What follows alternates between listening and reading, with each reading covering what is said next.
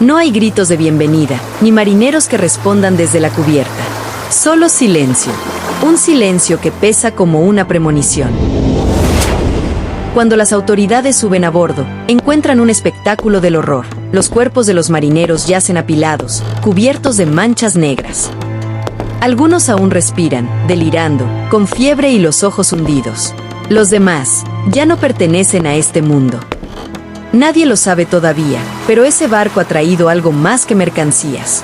Ha traído el principio del fin de una era. En pocas semanas, el puerto de Mesina se convierte en un cementerio. Los sacerdotes no dan abasto con los entierros. El aire huele a muerte, y las familias sellan sus puertas con miedo. De allí, el horror viaja a Marsella, Venecia, Génova, y luego al corazón de Europa. Como un fantasma invisible, se propaga de puerto en puerto, de alma en alma.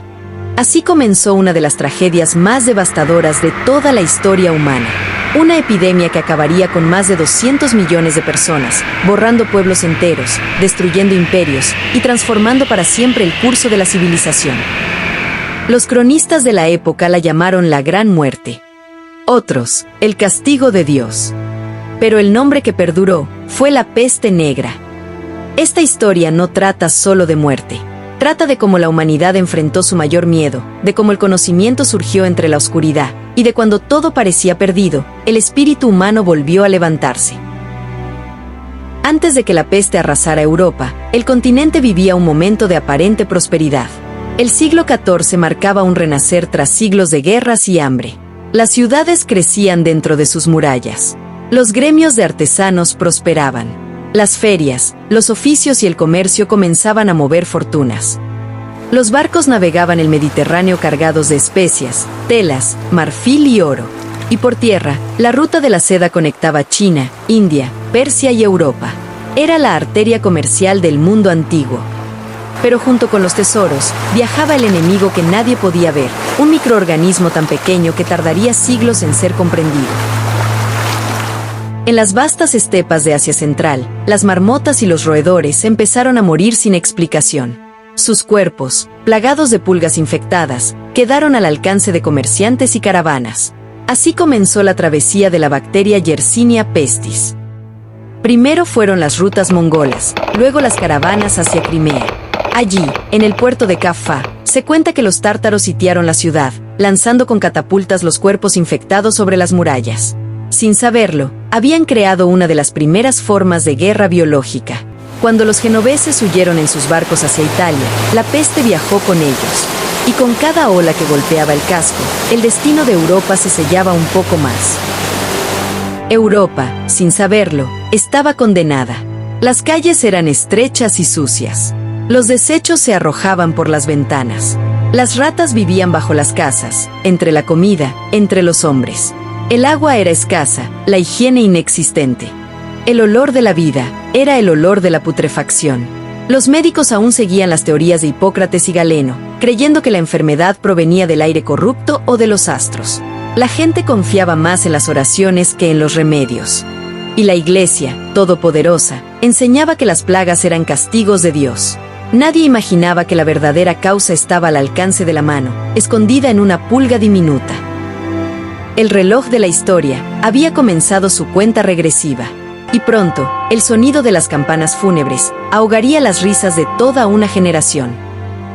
En otoño del año 1347, los barcos genoveses atracan en Mesina, Sicilia. Los marineros bajan cubiertos de fiebre, con bubones, grandes llagas negras, en las axilas y el cuello.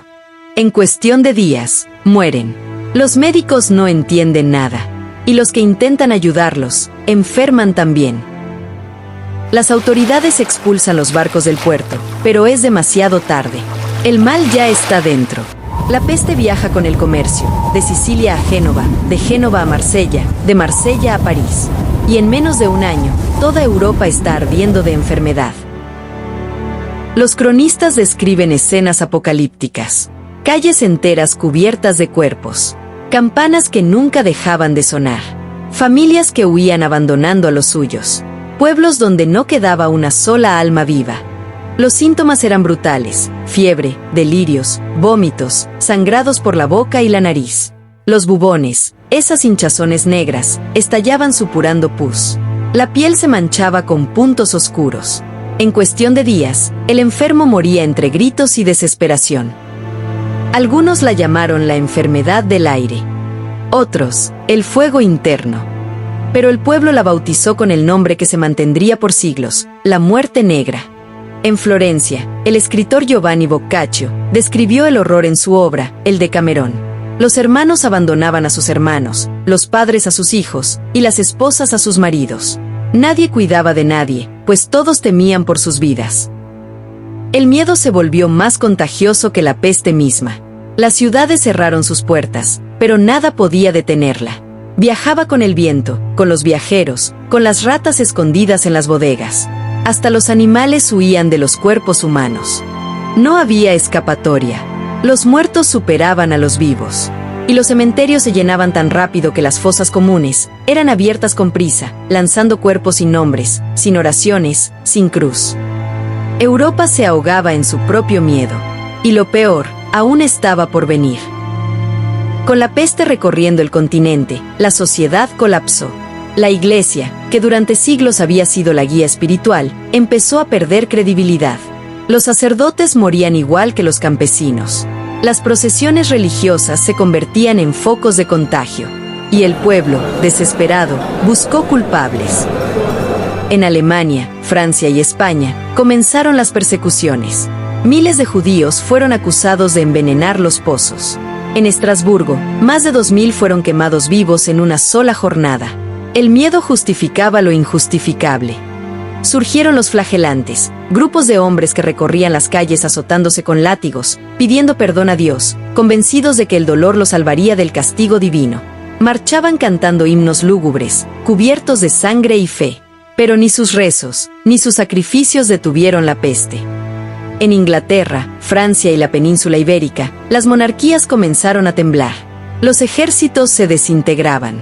Los castillos se vaciaban. Y los reyes, impotentes, se encerraban en sus palacios temiendo el contacto con cualquier sirviente. La economía colapsó. Los campos quedaron sin labradores, las cosechas sin recoger. El hambre se sumó a la enfermedad. Y el mundo medieval, que creía tener el control, se descubrió completamente vulnerable. En las ciudades, los médicos y los sacerdotes fueron los primeros en morir. Algunos huían. Otros se quedaban sabiendo que no saldrían con vida. Era el sacrificio más puro, cuidar al prójimo en medio del infierno. Nunca en la historia, la humanidad había sentido tan cerca la extinción. En medio del caos, surgieron figuras que parecían salidas de una pesadilla, los médicos de la peste. Vestidos con túnicas negras, guantes de cuero y máscaras con picos de ave, caminaban entre los enfermos. Dentro del pico, colocaban hierbas, vinagre y flores secas. Creían que así purificaban el aire y se protegían del miasma, el aire corrupto que, según ellos, transmitía la enfermedad. La imagen se volvió icónica. Una silueta negra con un bastón en la mano, caminando entre cadáveres. Era el rostro mismo del miedo. La medicina medieval estaba indefensa. No existían los microbios ni las bacterias, ni siquiera el concepto de contagio tal como lo conocemos hoy. Los tratamientos iban desde sangrías hasta rezos, desde brebajes con vinagre hasta quemar hierbas en las casas. Pero nada funcionaba. Los médicos, desesperados, escribían sus observaciones en diarios. En 3 días, la piel se ennegrece, los ojos se hunden, la lengua se seca. El alma parece escapar antes que el cuerpo. Cada intento por entender la peste terminaba con la misma conclusión: nadie estaba a salvo. En Florencia, los hospitales se convirtieron en morgues. En París, los estudiantes de medicina fueron enviados a ayudar a los moribundos, y murieron también. En Londres, las familias marcaban las puertas de sus casas con una cruz roja. Debajo, una frase: Dios, ten piedad de nosotros. Los médicos de la peste se transformaron en leyenda. Algunos fueron héroes que cuidaron hasta su último aliento.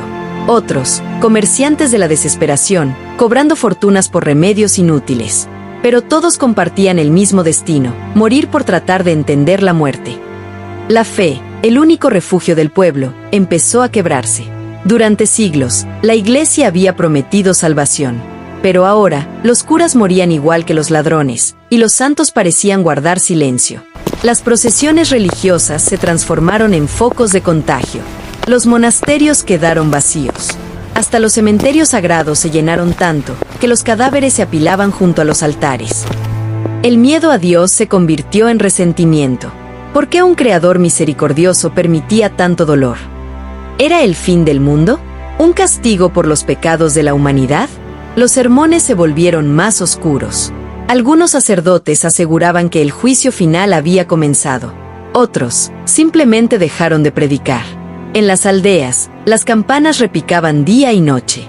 Los niños nacían en silencio, los novios se casaban sin testigos, los funerales ya no tenían lágrimas, solo cansancio. La peste negra no solo mató cuerpos, mató certezas.